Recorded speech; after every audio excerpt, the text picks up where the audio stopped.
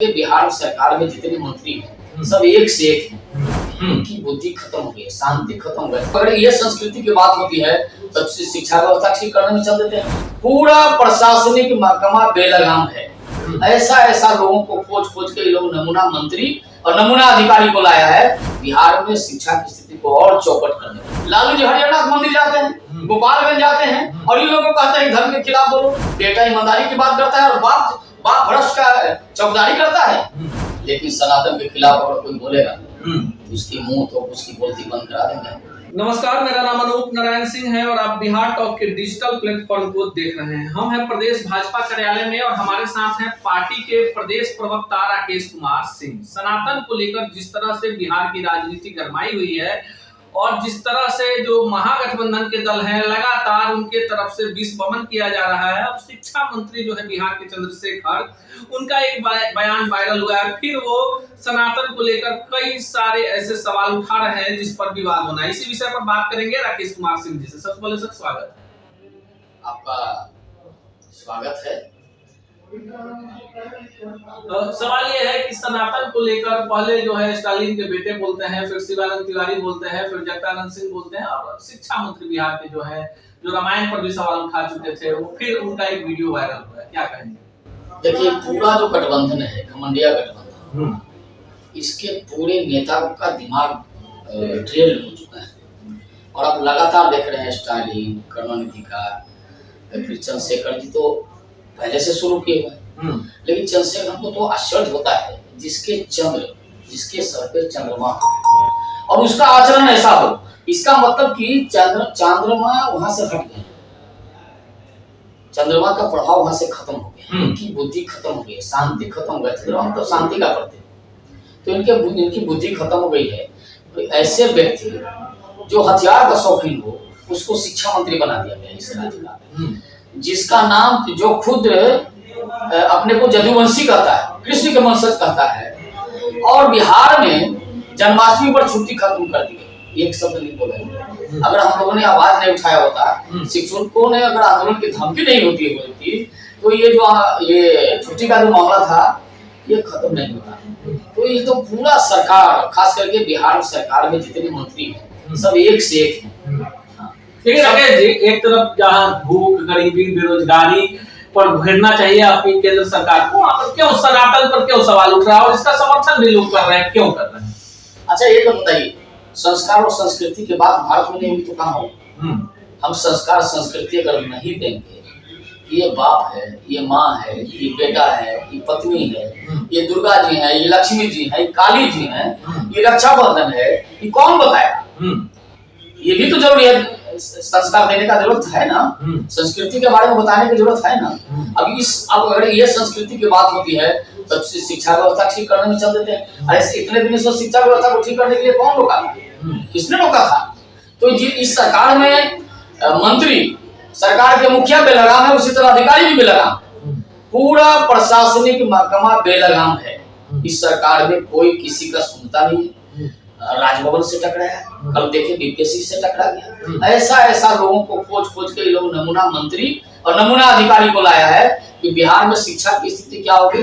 बिहार में शिक्षा की स्थिति को और चौपट करने वाला है। तो चलिए, आप के पाठक पर सवाल उठा रहे हैं तो ये भी जानना चाहेंगे कि क्या लोकतंत्र में विधायिका पर कार्यपालिका हावी है?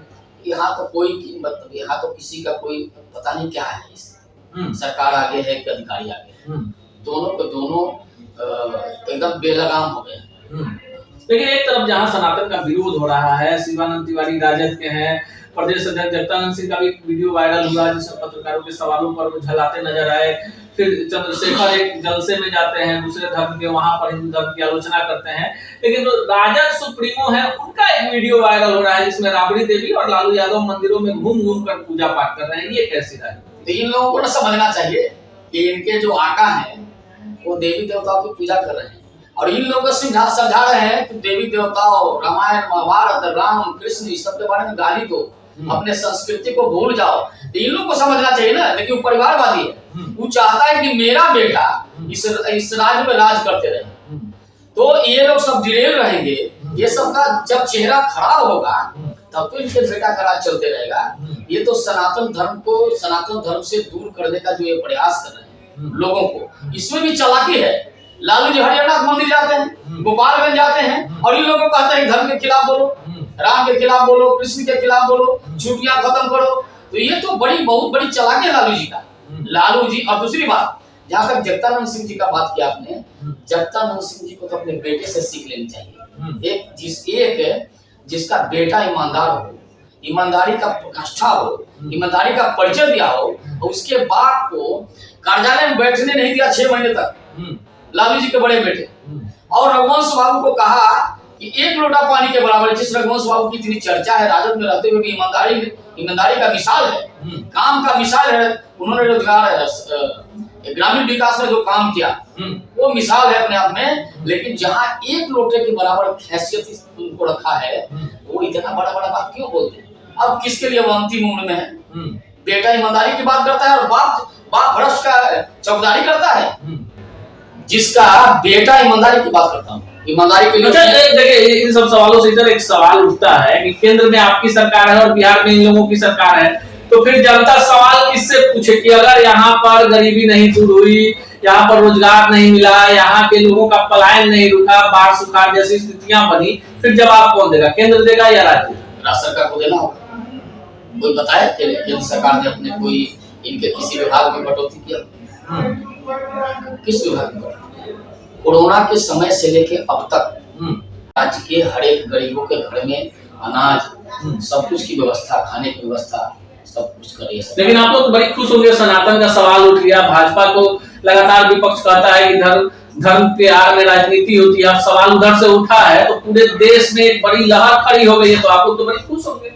हमको खुश होने की जरूरत नहीं, लेकिन सनातन के खिलाफ अगर कोई बोलेगा तो उसकी मुंह तो उसकी बोलती बंद करा देंगे। हम लोग सनातन ही हैं। सनातन के खिलाफ अगर आप जानबूझ के मुद्दा देंगे तो बोलेंगे नहीं क्या? हम चुप बैठने वाले हैं? आप तुष्टीकरण की राजनीति में एक खास वर्ग को ठीक करने के लिए, खास वर्ग के वोट को ठीक करने के लिए हिंदुओं को गाली दीजिएगा। हिंदू को इतना सस्ता हो गया है क्या बहुसंख्यक को गाली देने का? और हम लोग इसको बर्दाश्त नहीं करेंगे। कोई बहुसंख्यक समाज हो या अल्पसंख्यक समाज हो, अगर उसके खिलाफ कोई भी बोलेगा तो उसको हम लोग कतई बर्दाश्त नहीं करने वाले। जी, यह है भाजपा के प्रदेश प्रवक्ता राकेश कुमार सिंह, और इनका कहना है कि सनातन पर सवाल उठाने वाले लोगों को अपने संस्कार पर सोचना चाहिए। देश में जब भी संस्कृति और सनातन की बात होगी, भाजपा देश के साथ खड़ी होगी। जिस तरह के मुद्दे उठाए जा रहे हैं उससे महागठबंधन के दलों में ही आपसी दरार है, और कहीं ना कहीं ये जानबूझकर मुद्दा उठाया जा रहा है, लेकिन भाजपा हर एक मोर्चे पर उनको मुंहतोड़ जवाब देने में सक्षम है। मिलेंगे इसी चैनल पर, इसी कार्यक्रम में किसी अन्य शख्सियत से ऐसे ही तल्ख सवालों के साथ। तब तक के लिए दीजिए विदा, नमस्कार। ऐसे ही खबरों के लिए जुड़े रहिए बिहार टॉक से। यूट्यूब पर लाइक और सब्सक्राइब करें, बेल आइकन जरूर दबाएं। फेसबुक, ट्विटर और इंस्टा पर फॉलो करें। धन्यवाद।